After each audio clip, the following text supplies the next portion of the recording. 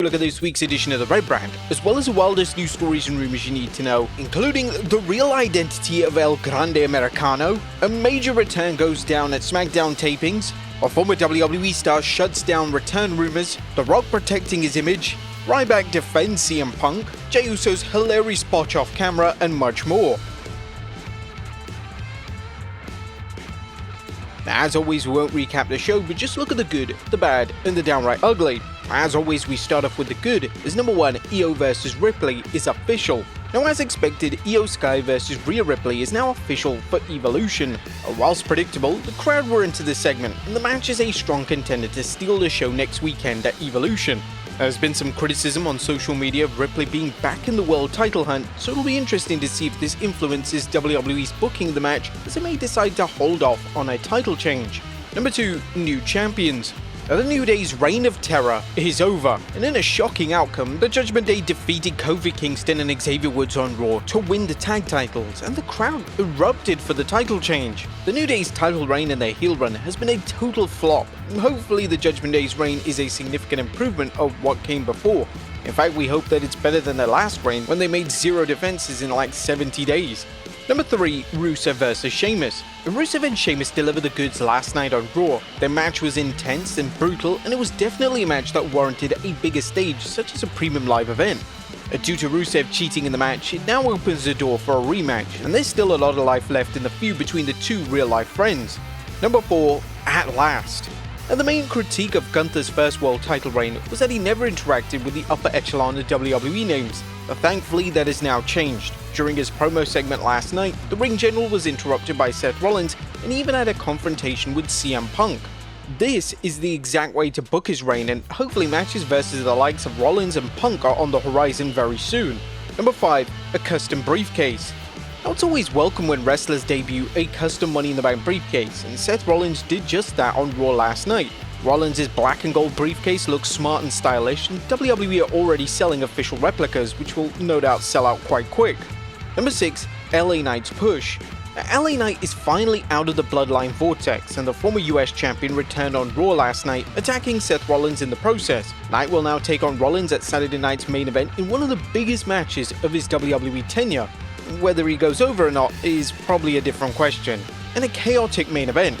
Raw was main evented by Penta and Sami Zayn versus Bron Breakker and Bronson Reed. Now, it's awesome to see Penta receive a main event push, and he's excelling in the role. The match was exactly what you would expect from these 4 wrestlers, and with Jey Uso reinserting himself into the storyline to close out Raw, WWE are slowly building up faction warfare for WARGAMES once again. But that was a good. What about the bad is number 1, too much too soon? The WWE continues to have an issue with having too many shows to build up at one time. WWE have both Saturday night's main event and Evolution next weekend, and they only have 2 editions of Raw to build both of these. WWE are now acting like Evolution is this major and significant event, yet just before Raw last night, it was barely mentioned on main roster programming in any capacity. But at least nothing on the show stood out as downright ugly. Fans are labeling the show as one of the greatest editions of Raw of the Triple H era, and it's hard to disagree. The show was extremely well paced, and all of the important matches delivered. What did you guys think of Raw last night? Let us know in the comments down below. Now let's move on to the news.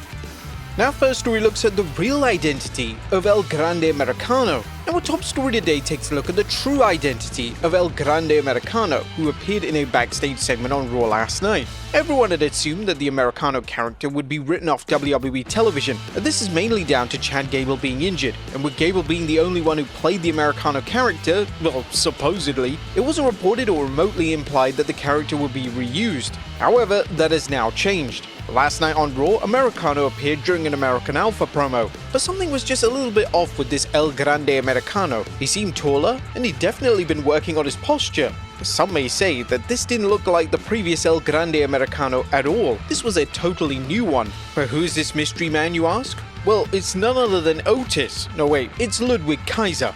I mean, you could definitely see the striking similarities, including the chiseled chest, but more than that, if you look on his right arm, he has a blemish on it. This blemish is also seen on Ludwig Kaiser. But you also may be asking, well, Ludwig Kaiser later appeared with a beard. Well, that's the beauty of makeup or even any prosthetics that could have been placed on his face, leading you to thinking that he'd shaved off his beard, but in fact he didn't. Now, Kaiser has been off WWE programming for some time, but he's also appeared in backstage segments during American Alpha's promos. So if you put two and two together, well, you get Ludwig Kaiser.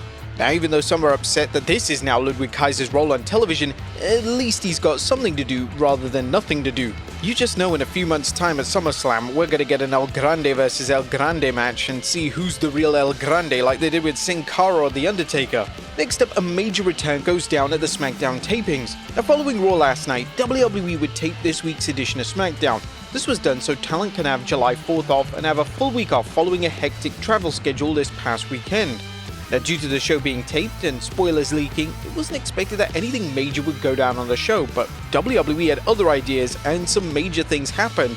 Now, the following does contain major spoilers for this week's SmackDown, so be sure to check the description for the next story. Now, on the show, Drew McIntyre finally returned to WWE programming to confront both Cody Rhodes and Randy Orton. McIntyre will now face Randy Orton next weekend at Saturday night's main event, and other matches taped for the show include Jacob Fatu and Jimmy Uso versus the New Bloodline, and the Wyatt Six versus Johnny Gargano, Berto, Montez Ford, and Chris Sabin. Now, another key return occurred on the show, as also Trish Stratus returned and challenged Tiffany Stratton for a match at Evolution PLE next weekend. WWE would then make the match official for the big show, meaning that the two world title matches for the show are now set. Next up, the Evolution card has been revealed. WWE are slowly but surely putting together the Evolution PLE match card. Now, as things stand, these are all the matches confirmed for the show next weekend. Again, there are spoilers ahead if you skip the SmackDown story.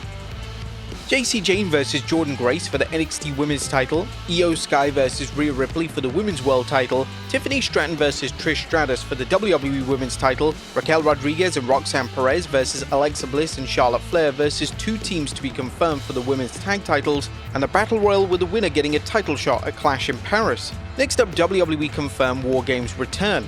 Yesterday, WWE dropped the official poster for Survivor Series. Now it's been confirmed that they will be bringing back the WarGames concept once again.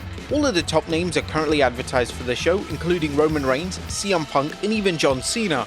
A lot of the fans were hoping that WWE would take a break from the concept this year, as some feel that it's run its course. However, WWE evidently see a ton of value in the concept and don't have any plans to retire it anytime soon. Next up, a former WWE star shuts down return rumors. Saraya aka Paige has been rumored for a WWE return ever since her AEW exit. In fact, there have been rumors that she could even return at Evolution next weekend, as this would be a fitting way for the former Divas champion to return. With that being said, Saraya was recently interviewed by the Orlando Sentinel, and according to her, she hasn't had any contact with WWE and she'll be likely taking a step back from pro wrestling this year. I haven't had a conversation with them. I know I was always getting tagged in everything as soon as there's a mystery going around. They're like, hey, she's coming back. But no, I love the WWE, but no. It feels good to take a little break from wrestling and then see the outpouring of love from people saying they want me back. I just want to get my feet wet outside of wrestling for a little bit and take care of myself this year. It's consumed me my whole life.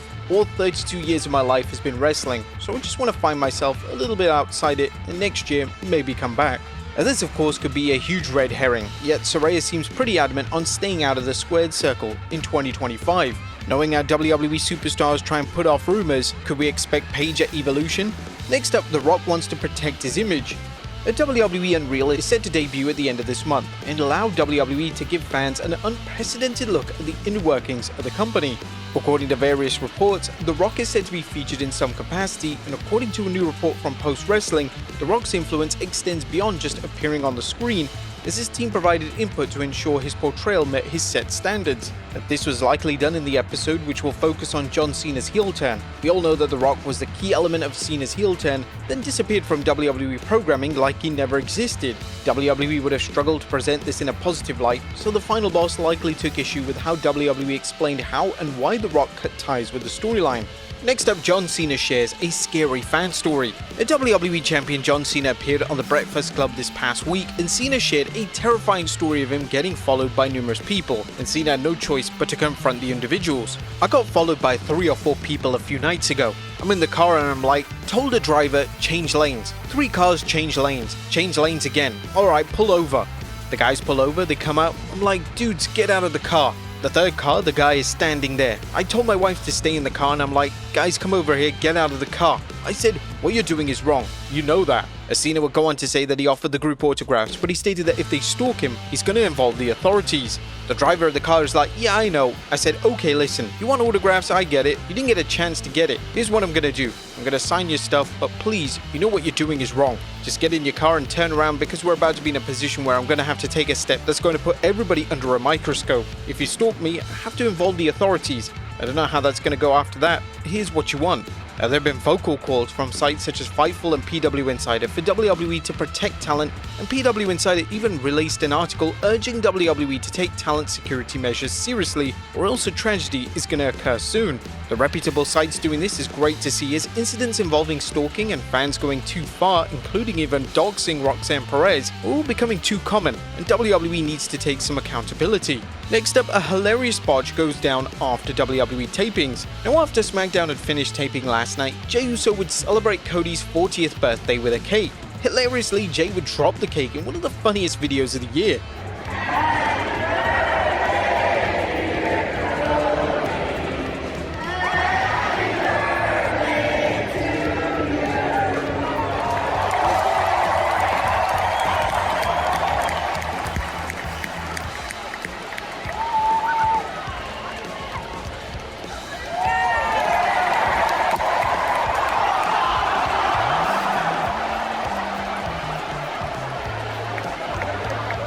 The two definitely found some humor in this, and it was great to see this moment as it wasn't featured on camera. And finally, RYBACK defends CM Punk. Our final story today takes a look at hell freezing over, as RYBACK has defended CM Punk. Punk has received a ton of criticism for appearing in Saudi Arabia, but one man who's defended him is his arch nemesis RYBACK. In talking to X, the former WWE star stated that although he's had issues with Punk, he's not a sellout. I've had my issues with Punk, but I don't see him as a sellout. He returned to do what he loves and to make money, much like you're doing by writing critical think pieces about others for clicks. WWE is a global business, and working at that level means navigating complex deals, personal beliefs, and public perception. His apology wasn't about abandoning values, it was about how he expressed them publicly in ways that hurt professional relationships. RYBACK has actually received a ton of praise for this tweet, and likely won't be the only ex-WWE talent that defends Punk for working in Saudi Arabia.